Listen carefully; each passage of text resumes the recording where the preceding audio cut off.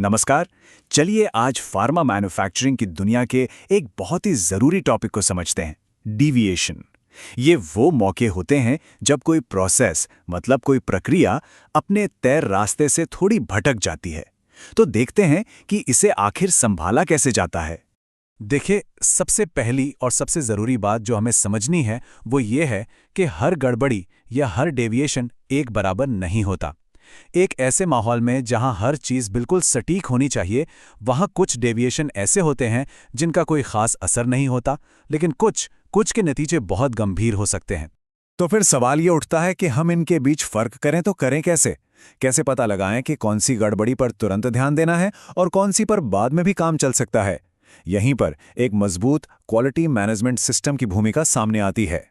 और इसका हल है जोखिम यानी रिस्क के आधार पर एक सिस्टमैटिक क्लासिफिकेशन।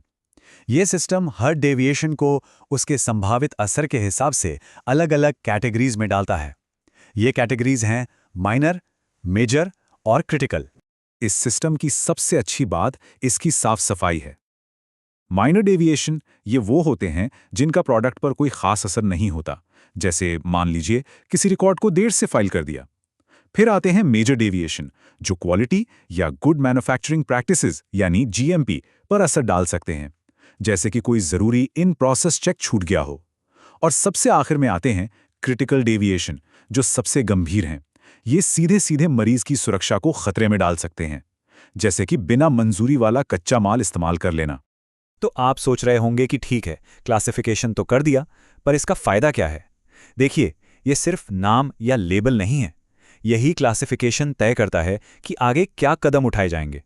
क्या बस एक छोटी-मोटी जांच काफ़ी होगी या फिर एक गहरी, डिटेल्ड जांच करनी पड़ेगी? क्या हमें एक कापा लागू करने की ज़रूरत है? मतलब सिर्फ गड़बड़ी को ठीक नहीं करना, बल्कि ये भी पक्का करना कि ये दोबारा कभी ना हो। और सबसे बड़ा सवाल, क्या बैच को रिलीज़ किया जा सकता है? इसका जवाब भी इसी क्लासिफिकेशन से ही मिलता है।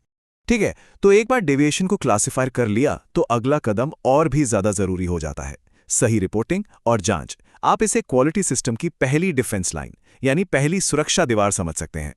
यहां पर एक बात बिल्कुल गांठ बांध लेनी चाहिए, जैसे ही किसी डेविएशन का पता चले उसे फौरन रिपोर्ट करना होता है। इसमें किसी भी तरह की देरी को रेगुलेटरी अथॉरिटीज जैसे एफडीए बहुत ही ज्यादा गंभीरता से लेती हैं।